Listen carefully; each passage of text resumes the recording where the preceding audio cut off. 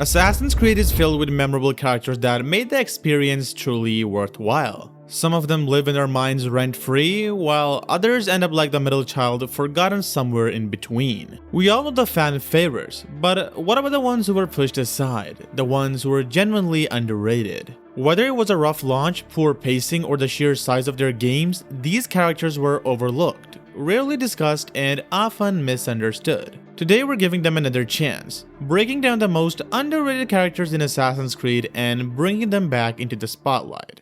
Back in the year 2012, when Ubisoft announced a brand new protagonist for their most ambitious project at the time, Assassin's Creed 3. People were skeptical. Most were expecting someone like Ezio or just Ezio himself. But when the game finally launched, it received mixed reviews, mainly for its new direction, gameplay changes, and most importantly, its protagonist. Fans complained about the slow pacing, and honestly, I agree to some extent. But alongside that, they also threw a lot of hate at my boy Connor, calling him emotionless, stoic, and lacking personality. While there's some truth there, I don't fully agree. If you compare Connor to some of the modern protagonists, you might actually look back and think, maybe we judged him too harshly. Because here's the thing. Connor is a Native American, and even a basic understanding of that heritage tells you that stoicism is deeply rooted in their warrior culture. Showing fewer emotions isn't a flaw, it's a part of who he is, and even if you set realism aside, the context of his story still supports it. His backstory is brutal. At just 4 years old, he watches his mother die in front of him. He grows up not knowing his father, effectively an orphan you can say. Then in his teenage years, he's burdened with protecting his village and drawn into the Assassin Brotherhood. He spends years training under Achilles, only fully stepping into the role as an adult. And even then, he never finds peace. He constantly struggles, kills people he once trusted, and ultimately even his own father. Yet, some people expected him to be cracking jokes and chasing romances. That's not who Connor is. He remained devoted to his cause till the very end, a beast in combat, someone who put others' safety before his own, even when it meant killing those closest to him. And yet, he's often dismissed as someone bland. Where Connor was a mainstream lead and still got sidelined, what could you expect from Adewale? Nobody really had huge expectations from him, and honestly, that includes me. But I have to be brutally honest, he was far from a bad character. Even though we see him killed by Shay in Assassin's Creed Rogue, some people paint him as a villain, but in reality, he was just doing his job. Born into slavery in Trinidad, Adewale spent much of his childhood in chains before escaping and becoming a full-time pirate at just 16. Then, thanks to his exceptional skills and fluency in English, he was accepted by a crew and sailed with them for years. Unfortunately, in 1715, he was captured in Havana and sent to Spain. But putting all that aside, doesn't it look way older than 23 when he meets Edward? Because I always thought he was in his 30s. Luckily, Edward was there too. They teamed up, and from that moment on, Edward never left him or the crew.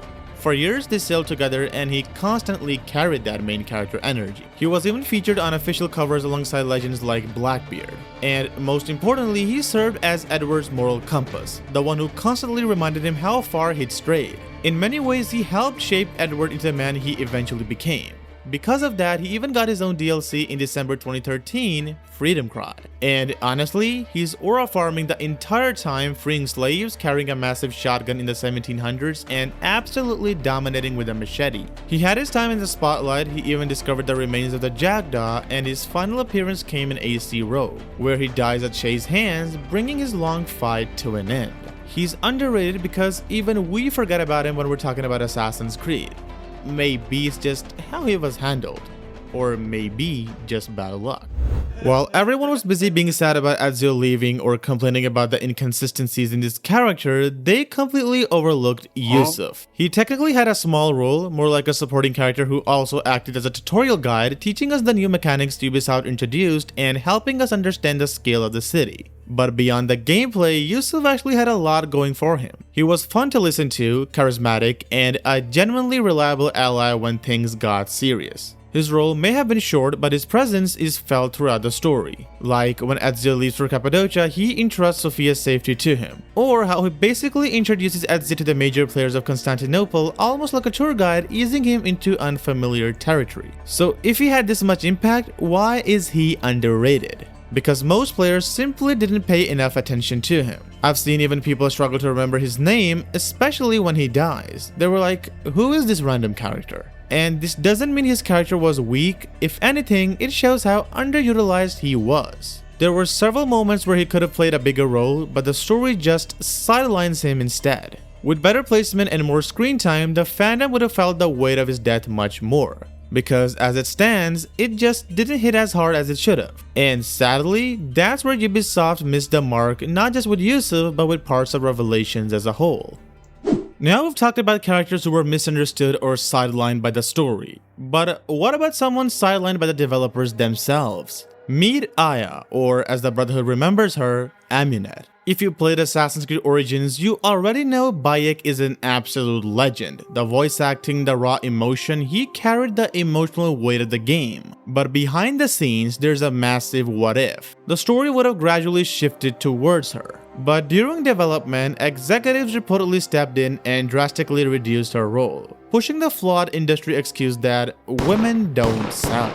Because of that, she was pushed into a supporting role in her own founding story, and that's exactly why she's so underrated. Think about it. Bayek begins the revenge quest, but Aya is the one who takes the vision global. She builds the bureaus, operates in the shadows of Rome, assassinates Julius Caesar, and helps establish the core tenets of the Hidden Ones. She has all the main character energy, yet we only play her in a handful of short missions with locked loadouts. Her legacy in the lore runs incredibly deep too. Longtime fans might remember exploring the sanctuary beneath the Villa Auditore in Assassin's Creed 2, where her statue stands among the greatest assassins in history. For years, that statue, along with her supposed tomb in Venice, sparked debates. Players kept theorizing how she ended up dying in Italy. But when Origins and the Hidden Ones DLC finally arrived, it turned out that Venice site was just a memorial, while she was actually buried beside Bayek in Egypt. Aya isn't underrated because she was poorly written, she's underrated because she was robbed of her own spotlight. She laid the geopolitical foundation for the Brotherhood as we know it, yet she's still remembered as the co-founder who never got her full story.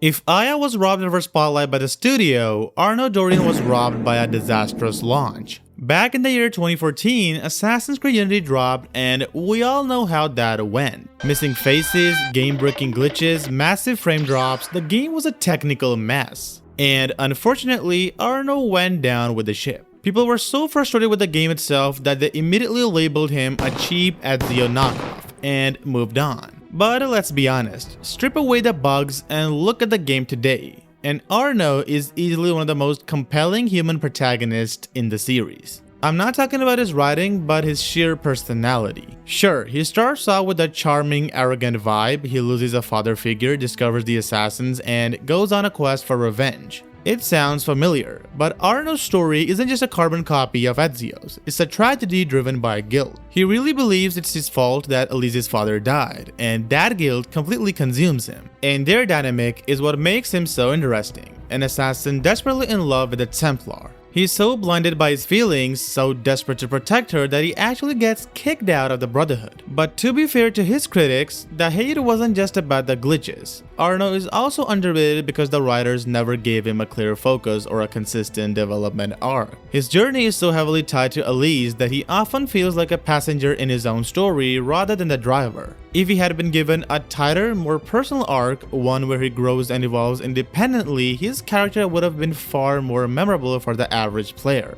Still, despite the messy character focus, we have to talk about the movement. Arnaud arguably has the smoothest, most stylish parkour in the entire franchise. The sheer fluidity of his animations gives him personality without him even saying a word. People hated Arnaud because they hated Unity's launch, and that lack of a focused arc didn't help either. But at his core, his tragic, deeply flawed nature still makes him one of the most grounded assassins we've ever played.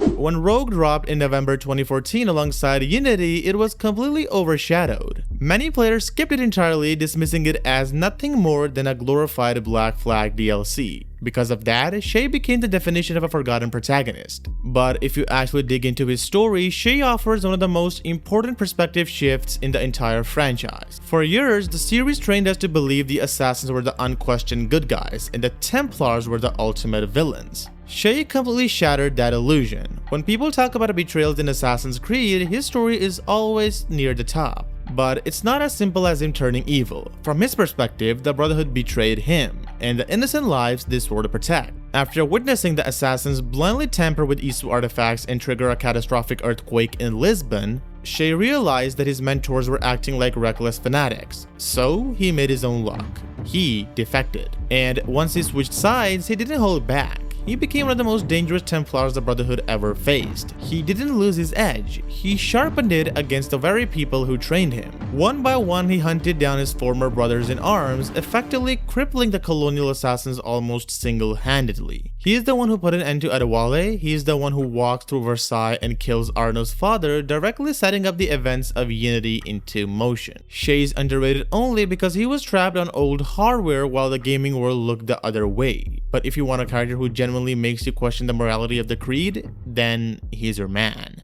Now, what if I told you one of the most important figures in Assassin history has less than 5 minutes of actual screen time? It's Thomas the Carnelon. Because we barely see him in action, you have to look past the gameplay and really dig into the lore to understand his impact. If you played Assassin's Creed Unity, you probably remember the prologue.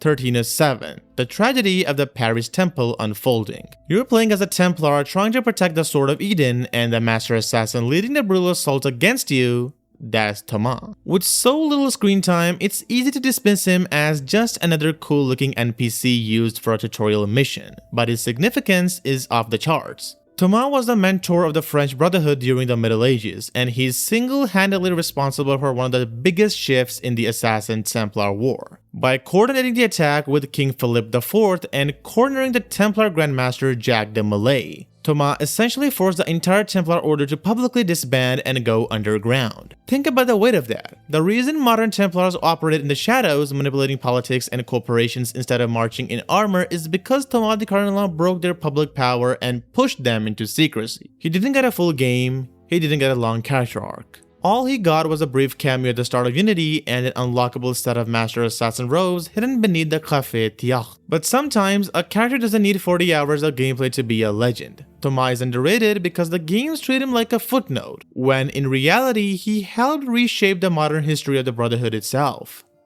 Now we're entering the league of characters that almost no one knows aside from the core lore lovers. If Thomas the Carnelon had less than 5 minutes of screen time, this next guy practically had 0. In fact, most players only know his story if they actually took the time to read the text logs or went out of their way to explore the Auditore family crypt back in AC2. Domenico Auditore, or as he should be known, the man who literally paved the way for the most legendary assassin in gaming history. When we talk about Ezio's family, everyone immediately thinks of his father Giovanni, but Giovanni didn't build the Auditore legacy out of thin air. That was all Domenico, Ezio's great-grandfather. His backstory is straight out of a movie. Born as Domenico Marco, he was a sailor who ended up being mentored by none other than Dante Alighieri. Yes, the famous poet, who also happened to be an assassin in the AC universe. When the Templars assassinated Dante and Domenico's father, Domenico was entrusted with one of the most critical missions in the franchise, protecting Altair's codex. He sailed back to Italy, broke the codex down, and hid the scattered pages all across the country to keep them out of Templar hands. But my boy didn't stop there. Knowing the Templars were hunting his bloodline, he completely severed ties with his past. He dropped his original surname and adopted the name Auditore,